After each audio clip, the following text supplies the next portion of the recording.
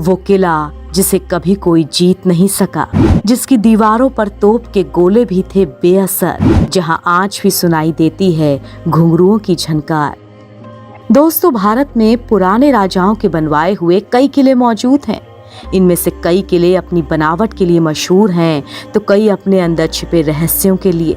इसी तरह का एक किला मौजूद है यूपी के बांदा में, जिसके अंदर मौजूद रहस्य वहां जाने वालों के दिलो दिमाग में डर पैदा कर देता है।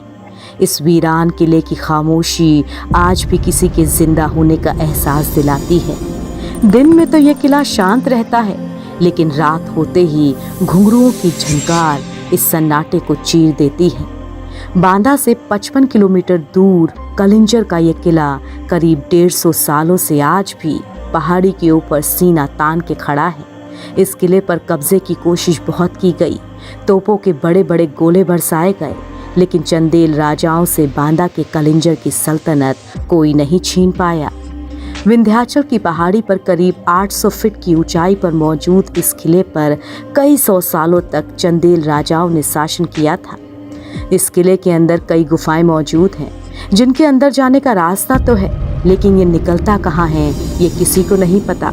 खंडहर हो चुके इस किले में कभी चंदेल राजाओं का राज चलता था।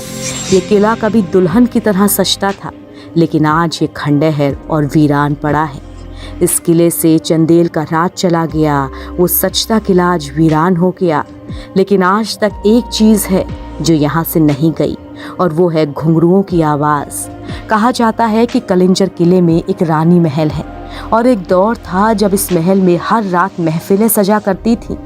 कहा जाता है कि आज भी शाम ढलते ही एक नर्तकी के कदम उसी जगह पर थिरकने लगते हैं। बस फर्क इतना है कि अब इन घुंघरुओं की आवाज़ से दिल नहीं बहलता, बल्कि दिल दहल जाता है। कभी पद्मावती के घुंघरुओं से आबाद था किला, आज भी रात में सुनाई देती है घुंघरुओं की झनकार। कहा जाता है कि इस किले में एक नर्तकी थी जिसका नाम पद्मावती था। उसकी खूबसूरती के किस्से आज भी इस किले के रहस्य के साथ जुड़े हुए हैं। बताया जाता है कि पद्मावती भगवान शिव की भक्त थी, और कार्तिक पूर्णिमा के दिन वो पूरी रात दिल खोल कर नाचती थी। पद्मावती अब नहीं है, पर हैरानी की बात यह है कि हजारों साल बाद आज भी ये किला पद्मावती के घुंघरुओं की आवाज़ से आबाद है। इस किले से भगवान शिव का नाम भी जुड़ा हुआ है। कहा जाता है कि भगवान शिव ने कालकूट विष पीकर शांति प्राप्त की थी। 9वीं शताब्दी में ये किला चंदेल साम्राज्य के अधीन हो गया था। यहीं से कलिंजर का ऐतिहासिक काल शुरू हुआ था। 15वीं शताब्दी तक इस किले पर चंदेल राजाओं का शासन रहा। माना जाता है कि कलिंजर में चंदेल राजाओं ने सबसे ज़्यादा 600 सालों तक शासन किया। हालांकि इस किले को बनवाया किसने, इसका आज तक कोई सबूत नहीं मिला है। कलिंजर के किले को अजय कहा जाता है। चंदेलों के शासन के दौरान इस किले पर महमूद गजनवी, कुतुबुद्दीन ऐबक, शेर शाह सूरी और हुमायूं जैसे योद्धाओं ने आक्रमण किए थे, लेकिन वो भी इस किले की मजबूत दीवार को तोड़ नहीं सके थे।